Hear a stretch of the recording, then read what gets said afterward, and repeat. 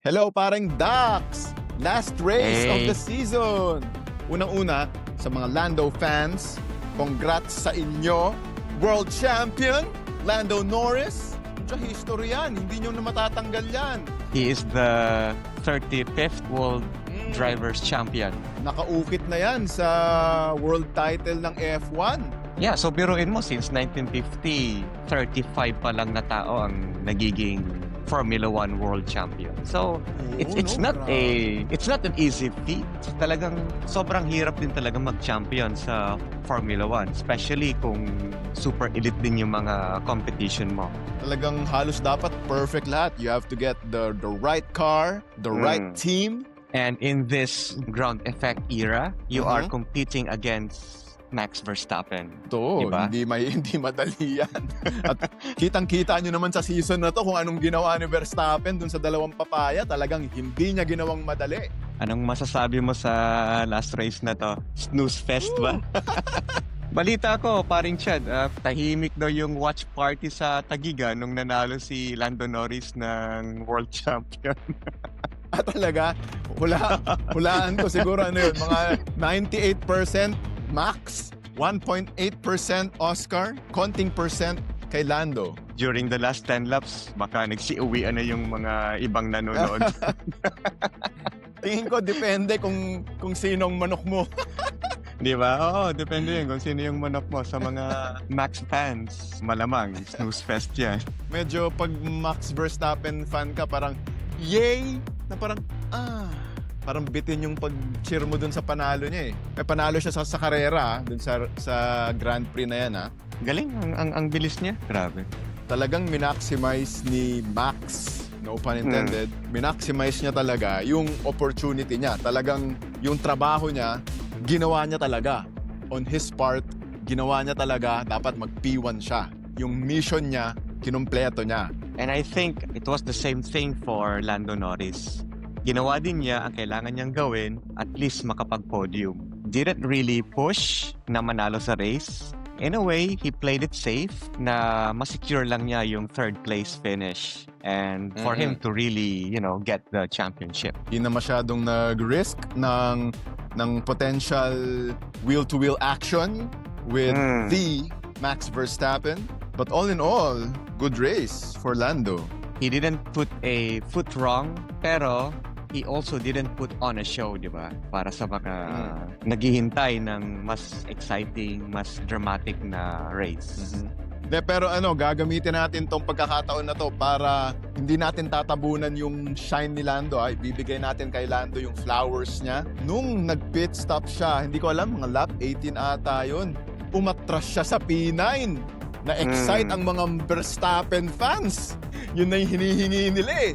P4, di ba? Tapos umatras sa P9 si Lando. He is trapped sa DRS train, kumbaga. For you to be stuck in a DRS train, napakahirap nun. Everyone is fighting for a track position. Hindi yan mga backmarkers. Talagang pag lumabas ka ng pit stop, they will do anything para mag-defend. So it will also affect yung tires mo, iinit yung gulong mo, yung makina mo, di ba?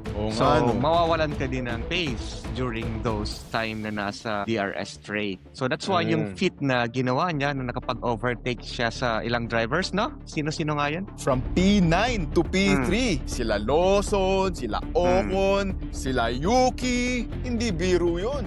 Yun nga, to add dun sa sinabi mo parang Dax, I think dun sa instance na yon, Lando also showed how much he wanted that title. P9 to P3 is no joke. Stuck in a DRS train or sandwich or whatever you want to call it, he really went for it. Dapat siguro bigyan din natin ng credit si Lando para doon. Ginawa niya rin yung trabaho niya. Yes, correct. Kudos kay Lando. I think kahit naman bago pa yung race na to, sinasabi na natin parang Dax, well-deserved nung tatlo kung sino man ang manalo ng title. And for Lando, biruin mo, pre, halos majority ng F1 fandom gusto kang matalo. Kada panalo mo, binubuka sa stadium. For Lando to conquer that, di ba? At makabangon despite all the pressure, all the noise, all the hate. Good job din si pareng Lando doon. He deserves that. And as a reward, your name is now etched in F1 history. Sa mga Lando fans, mag-ingay! Papaya boys! Congratulations! So, yeah, good job, Lando Norris. Woohoo! Yes! Pero kung babalikan natin dati, sinabi rin ni pareng Dax sa mga dati naming podcast, Lando Norris is the next one. So nagkatotoo ang prediction ni pareng Dax. So kahit kung Lando Norris fan ka, or Lando Norris hater, or Max Verstappen fan, you can't deny Lando Norris is also there. He belongs in F1. He has made his sacrifices. He has paid his dues. And now, he's a champion. Ang 2025 season was not so bad after all. Kasi akala natin nung una during the first half, mukhang McLaren dominance na to, di ba? Yeah. It went to the final race of the season sa Abu Dhabi to really decide who the champion is. Pag-usapan natin yung ginawa ni Yuki Tsunoda kay Lando Norris. Ano ba nangyari doon pareng Dax? Sige nga, paliwanagan mo ang mga kapwa nating fans. Sa rule kasi ng Formula 1, if you are defending your position, ang pinaka-allowable na move mo lang is isa. If someone is behind you trying to overtake, isang beses ka lang dapat gagalaw.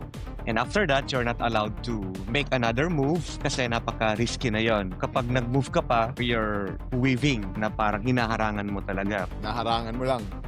Medyo risky yon. So it is very prone to mga crashes, mga incidents. Siguro, dahil ito na rin yung naging mission ni Tsunoda, kamikaze, di ba? Bansay. Banzai. Dapat ilagay mo dito yung yung meme na yun eh. Nakakatawa tignan eh. Yuki's final mission for Red Bull. It failed. Failed, mission failed. Siguro, tinake niya seriously yung kamikaze mission na yun. He was given a 5 seconds penalty because of that. And dahil na rin sa move na ginawang weaving na yun ni Tsunoda, Lando was forced out of the track. Nanote din to ng mga stewards na Lando went out of the track to overtake Tsunoda. Bawal din sana yun sa rules, di ba? You're not supposed to get out of the track to overtake someone. Pero dahil nga is a consequence ng ginawa ni Tsunoda, Lando has no choice. So it was deemed legal ng mga stewards. Kaya no further action. Pero sa mga Max Verstappen fans, pinaglalaban nila yon. Sabi nga hanggang ngayon daw, nag-aaway pa rin sa Twitter yung mga yung mga Verstappen fans tsaka yung mga Lando fans. Ma-action din kasi nga Abu Dhabi is known for that two DRS zones na marami talagang opportunities for overtaking. I know there were several, overtakes din na nangyari sa mga nasa likod in Max, Lando, and Oscar. Pero dahil nga nakatutok yung lahat sa top 3 na yon kung ano yung gagawin nila, hindi na masyadong napansin. And then Lance Stroll was the last guy who used DRS to overtake someone. Ngayong aalisin na ang DRS for the 2026 season. Oh, trivia yan. Lance Stroll. Isa na namang achievement. Ano ba yan si Stroll? Talagang patong-patong ang achievements niya ni Lance Stroll. Kaya talagang proud na proud ang mga Lance Stroll fans.